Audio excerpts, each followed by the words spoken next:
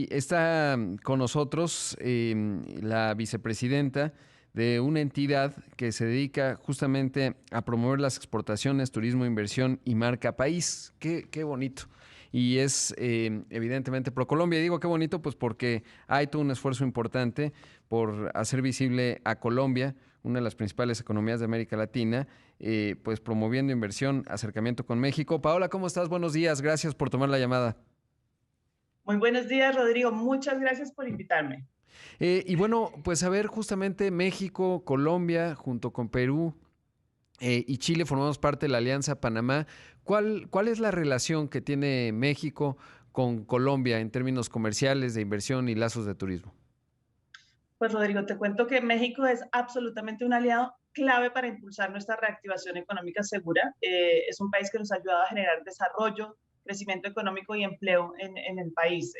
No en vano, es el segundo mayor inversionista de Latinoamérica en Colombia. Ha invertido durante los últimos 10 años más de 4.700 millones de dólares y es el segundo después de Chile.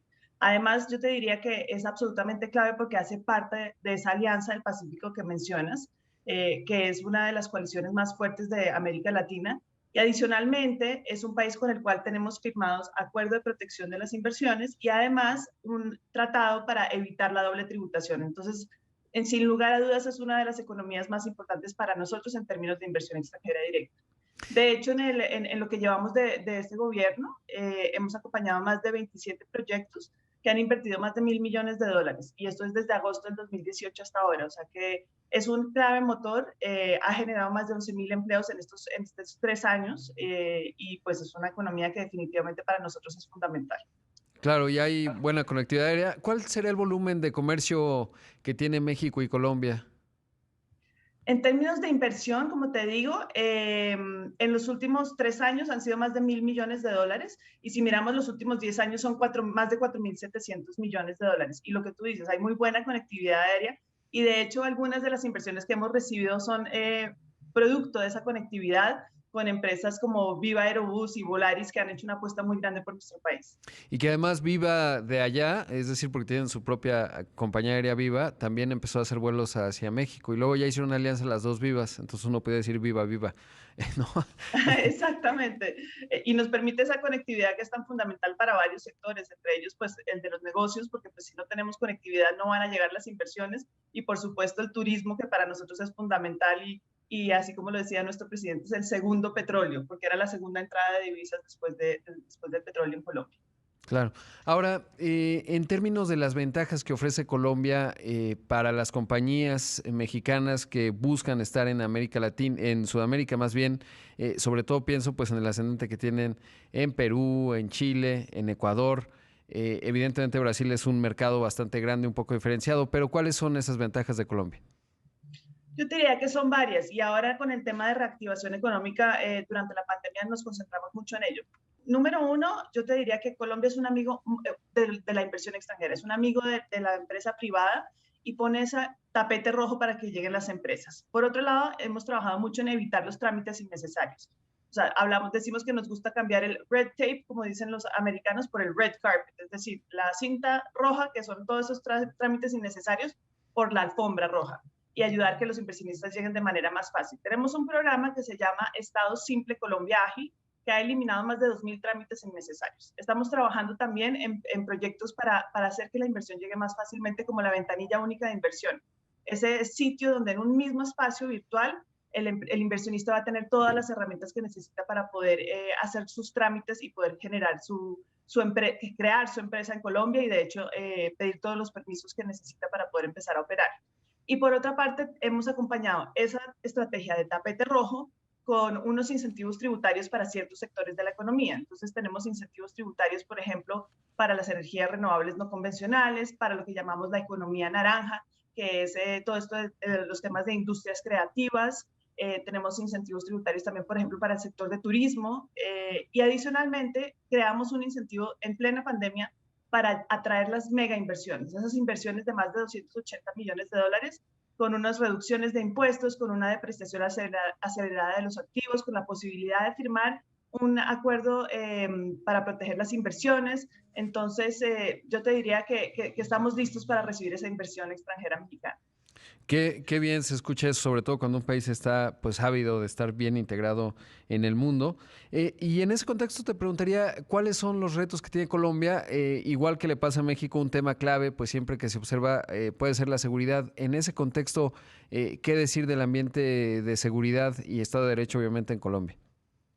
Mira, yo te diría que la seguridad es un término bastante amplio y es una de las cosas que más cuidamos en el país.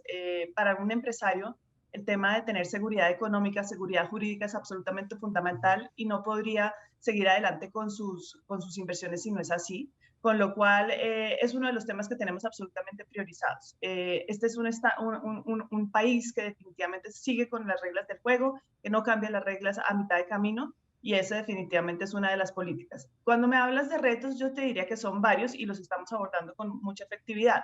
Por primero, pues en esta coyuntura, el tema de la vacunación masiva ha sido muy importante. Ya estamos llegando a unos muy buenos niveles y definitivamente estamos viendo los resultados. Ya por primera vez desde que empezó la pandemia, Bogotá pasa un día sin tener una sola muerte por COVID, con lo cual estamos viendo que esa vacunación masiva está funcionando. Por otro lado, el tema de estabilidad fiscal. Creo que todos los países sufrimos durante la pandemia de una cantidad de gastos que no se tenían previstos y por lo tanto de un déficit fiscal importante. Nosotros acabamos de hacer una reforma tributaria que se llamó la Ley de Inversión Social.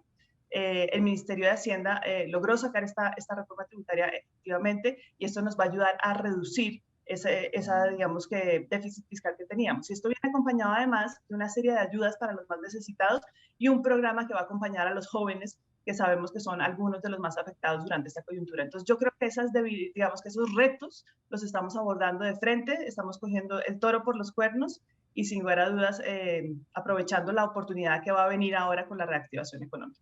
Claro. Ahora, y en términos, digamos, del mercado colombiano, ¿qué significa en números? Porque evidentemente una empresa mexicana que aterriza en Colombia, pues en primera instancia quiere venderle a los colombianos, ¿no? Y después, bueno, pues todo lo que nos has contado en términos de esta facilidad que hay para hacer negocios con Perú, con Chile y con el resto de la región. Pero el mercado colombiano, ¿cómo está? Pues ya nos dices en proceso de reactivación, pero ¿cuáles son los números?